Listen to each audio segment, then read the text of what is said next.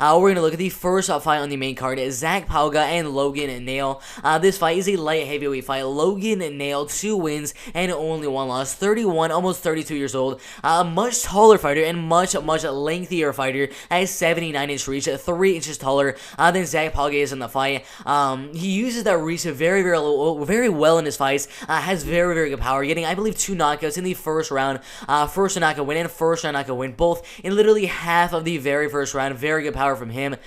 He just doesn't have the speed with that very long reach and with that height that he is going to have in the fight. He just doesn't have the speed. I mean, in this fight with Zach Palga, I think Zach Palga is going to have the power advantage and is going to have the speed advantage. Now, Logan Nail can kind of diminish that speed and power advantage from Zach Palga, kind of using that reach and height advantage in the fight. But overall, Zach Palga is still going to have those advantages. And if he clips you with a shot, he's probably going to put you down and land some vicious elbows on the ground and TKO you, submit you, whatever the case may be.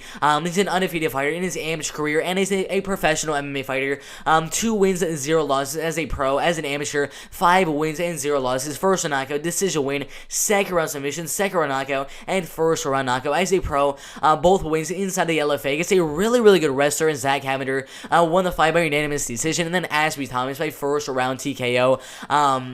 I mean, all around is a very good fighter. Really good wrestling. I think that will definitely play a humongous factor in the fight. Considering Logan Nail is a very tall fighter, so it's much easier to take down a taller fighter like Logan Nail here. So I think Zach Palga could play a little bit more of a wrestling, grappling-based game plan here, and try to get some ground and pound as well, because he has vicious ground and pound. In the striking game, it's gonna be very even. That's all I will really say, because I think Zach Palga will have the power and speed advantage, but Logan Nail is gonna have the height and reach advantage in the fight, so the striking will be very even.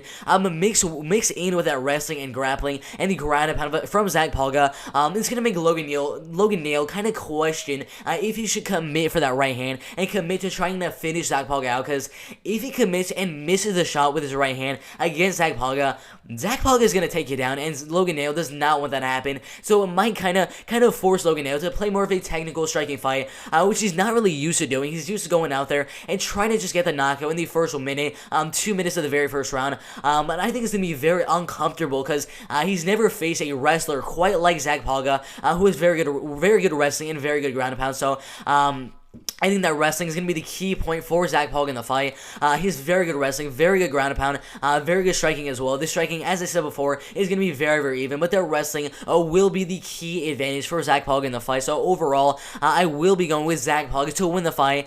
Probably by second round TKO. Literally everyone looking at this lightweight fight right here is saying the fight is going to be a finish. You see right here, 94% going Palga by KO TKO, and then 6% going Nail, mainly by KO TKO. So I think 100% this one will be a KO TKO, either from Logan Nail, getting a nice right hand in the first round, or Zach Palga getting some takedowns, getting him down, landing some ground and pound, and winning the fight that way. But overall, I 100% expect a finish in the fight, but I definitely have Zach Palga winning the fight by TKO in the second round. After that, we have the welterweight fight, Mark Martin and Renato Valente. This fight is a welterweight fight. Mark Martin, 27 years old. The same height, the same reach right here. So no age advantage, no height advantage, and no reach advantage for either fighter in the fight. Renato Valente, 28 years old, 7 wins and 3 losses. You look right here, 4 submissions, 2 decision wins, and 1 knockout win. Now, don't really let those submissions kind of guide your thinking on how you really think he's going to go out there and perform in the fight. He's not really the best striker, but he is mainly a striker. Even though you see right here, he has 4 submission wins. They're all by rear naked choke, rear naked, rear naked, rear naked, and then rear naked. That's the only way he really gets a submission in the grappling department. Other than that, he's not really the best grappler. He's just fighting guys that kind of give out their back very easily, and he's just latching in that rear naked. Overall, he's more of a striker and likes to keep the fight on the feet, but he still has some pretty good rear naked chokes on his record. Already 4 submissions, all by rear naked choke, which is pretty impressive. But facing a guy like Mark Martin, I mean, getting a rear naked on him is going to be very hard, because he has a really good wrestling. 5 wins and 1 loss. Decision win over Matthew Colacone. First round TKO over Tony Graham. Before that, and decision win, armbar submission win, and first round rear naked choke submission win. So every single one of his wins by submission, 2 submission wins and 2 decision wins and 1 knockout win. Very good good wrestling, has some pretty decent submission skills, and I think in this fight will have the striking advantage. So I think in the fight, Renato Valente's only way to win the fight would be to kind of get the win in the scramble. If Mark Martin gets Renato Valente down, and Renato Valente kind of reverses the position and gets on top of Mark Martin and goes for that rear naked, that is the only way I really see him winning the fight. Other than that, Mark Martin will have the striking advantage, will have the wrestling advantage, will have the strength advantage, the striking advantage. I already said that before. The power advantage, the speed advantage in the striking game, everything like that. The only thing he's not gonna have the advantage in is the grappling and submission advantage. With Renato Valente, will have the advantage in that department, but even though he might have a slight grappling advantage here against Mark Martin, Mark is very strong, especially for the welterweight division. A very strong wrestler, and I would be super surprised if Renato Valente can get his back and get a submission on him, considering how strong he is, how good of a wrestler he is, and how good of his ground and pound he is. So I think overall, he will get some takedowns, get him down, ground and pound Renato Valente the whole entire fight, and I think overall, this fight will go all the way. Mark Martin will win the fight by 30-27 unanimous decision. After that, we have Bruce Soto and Christian Torres. As I said at the beginning of the video, Christian Torres, the striker in the fight, 15 wins, 11 knockouts. 15 wins and 11 losses, but he has 9 knockout wins on his record. I believe 3 or 4 submissions, and only like 2 fights going all the way on his record, which is absolutely insane. Bruce Soto, most of his wins are coming by decision, but has really good wrestling and a really good submission skills. 3 submission wins, 3 knockout wins, and 7 decision wins. I think his main way of winning the fight would be to take the fight to the ground. In these striking games, Christian Torres is gonna have that advantage. You look at any of his fights inside the LFA, any of his fights inside the CFFC. I mean, he has some power in his hands. 9 knockout wins, 5 submission wins, and 1 decision win. 6 knockout losses, 4 submission losses, and 1 decision loss right there. So I think either way, Christian Torres will win the fight by knockout, or Bruce Soto will win the fight by submission, or go out there and win a 30-27 decision in the grappling and wrestling game in the fight. But I've been looking at some film from Bruce Soto.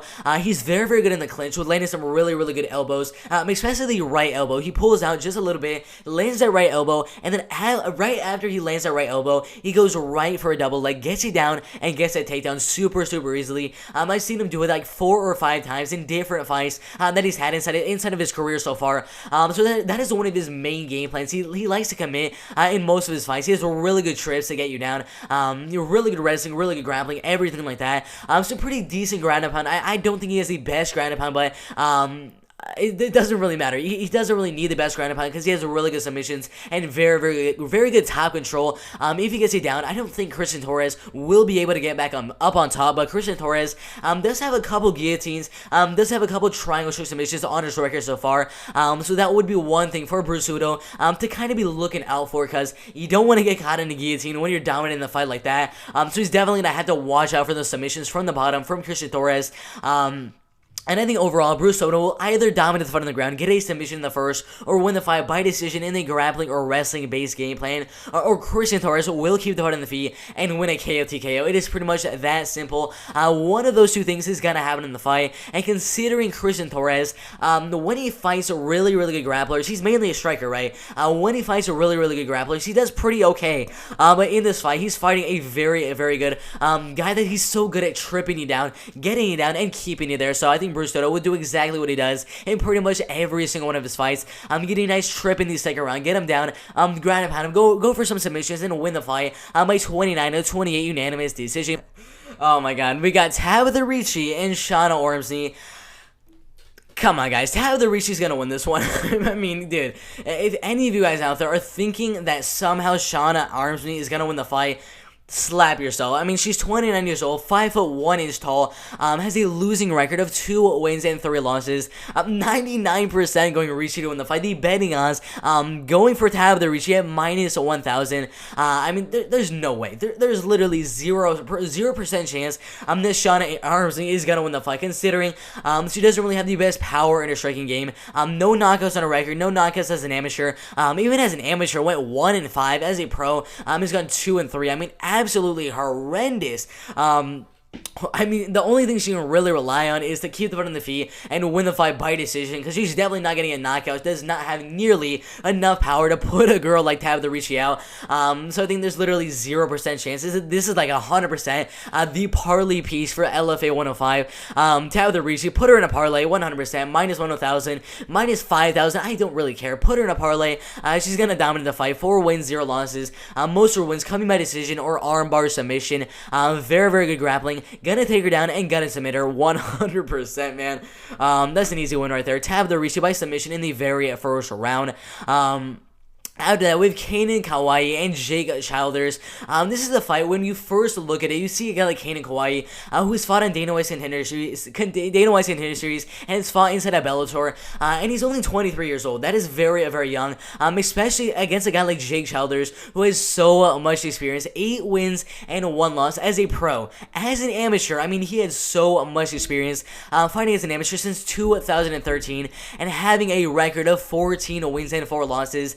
That is a lot of experience as an amateur fighter right there. If you look at how he's winning those amateur fights, 10 submission wins, 1 knockout win, and 3 decision wins. As a pro, 4 submission wins, 2 knockout wins, and 2 decision wins. At the beginning of his professional MMA career, got a lot of submissions, 3rd round submission, decision win, 3rd round submission, 1st round submission, and 1st round triangle. Once he joined the LFA, he was playing more of a striking, kickboxing-based game plan, which he didn't really need to. He honestly did not even need to play that kickboxing and striking game plan, considering the man's grappling and jiu-jitsu was just so amazing. But when he joined the LFA, he got 2 knockouts against Jamie Simmons and Nate Richardson. If you guys do not know who Nate Richardson is, he's been inside of the LFA for quite a while, and Jamie Simmons is inside of the UFC right now. So that's saying one thing right there. For him to knock out Jamie Simmons, that means he's a UFC caliber guy inside the LFA right here. His only loss to Justin Gonzalez by 4th round knockout in a main event at LFA 84. If you guys do not know who he is, 11 wins and 0 losses, a top 15 featherweight or lightweight fighter inside of Bellator right now. But Jake Childers, a really, really good grappling, really good submission skills, really, really good wrestling, and also has some pretty good striking, as we saw in his last 2 fights with Nate Richardson and Jamie Simmons. But Kanan Kawai, only 23 and a half years old, 5 wins and 1 loss. You look right here, 1st round submission, 1st round submission, 1st round submission, 1st knockout, 1st round submission, decision loss to Chase Hooper on Dana White's Contender Series, and then 1 win inside of Bellator. But you see right there, you kind of look at him and you're like, what? Kanan Kawai has 3 or 4 submissions on his record.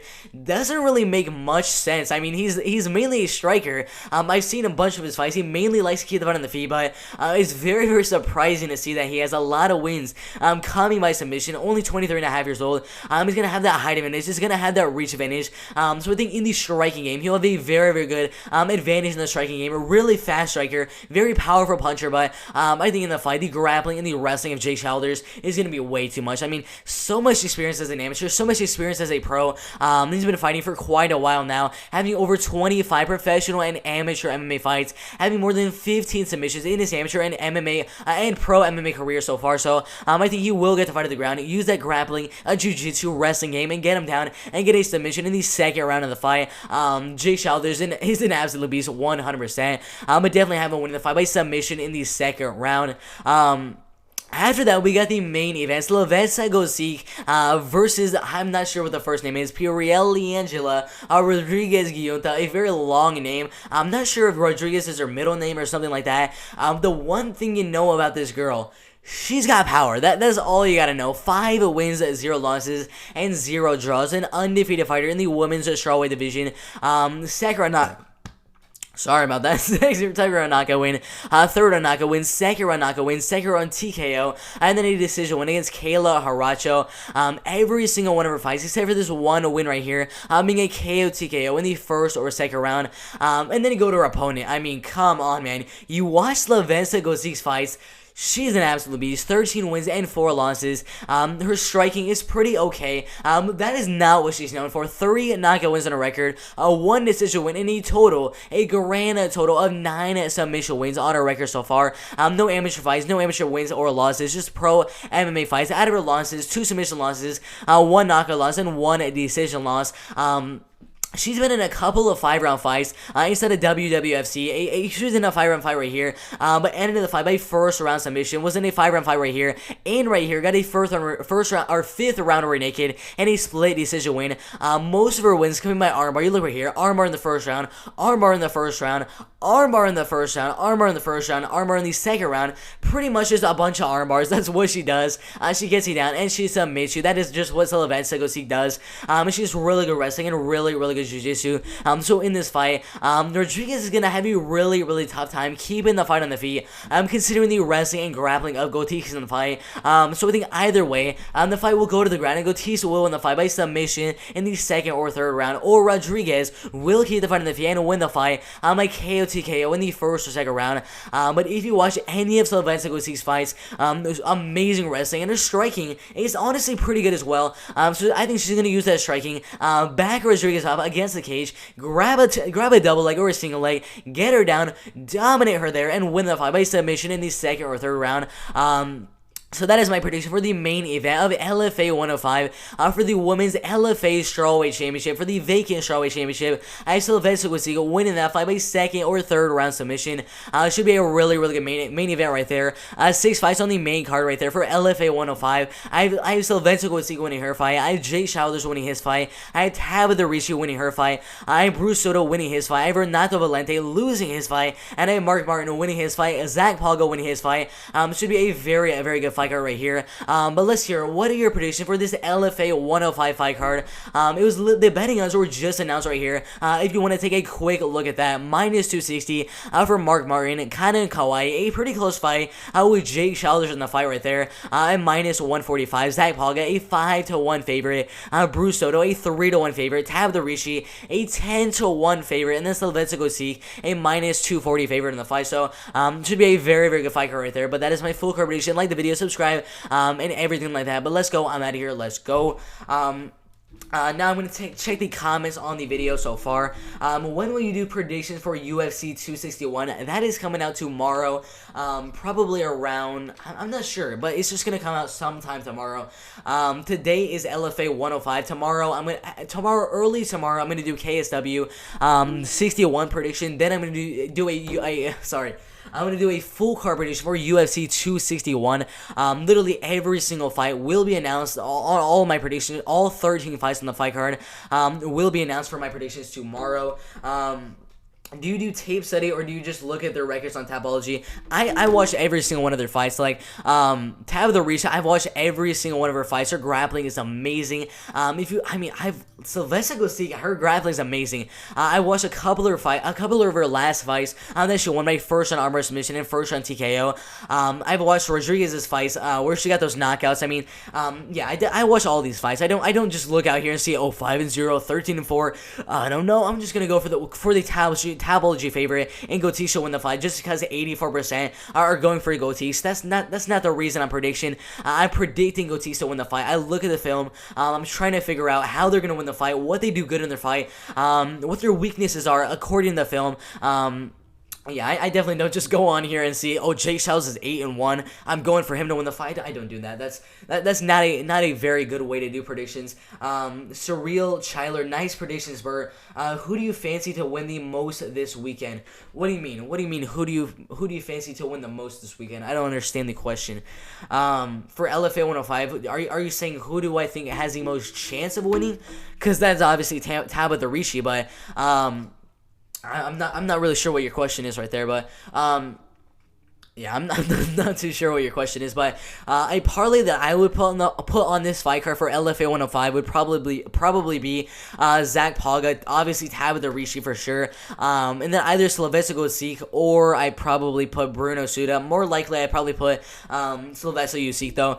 Those are my 3 fights that I put in a parlay for minus 115 odds right there. And then if you want to just increase those odds just a little bit, just go way down here, go way down here, and then go way more down there and just put Amanda Nunes in there just to get a little bit more value right there. But if you guys weren't here for my full card prediction for LFA 105, I have Sylvester Gotix winning her fight. I have Jake Childers winning his fight, Tabitha Ricci, Bruno Sudo, Mark Martin winning his fight, and Zach Palgo winning his fight. Should be a really good fight card. But yeah, that's my full card prediction. Make sure you guys like the video. Go check out some of my other videos. But yeah, that's it. Let's go.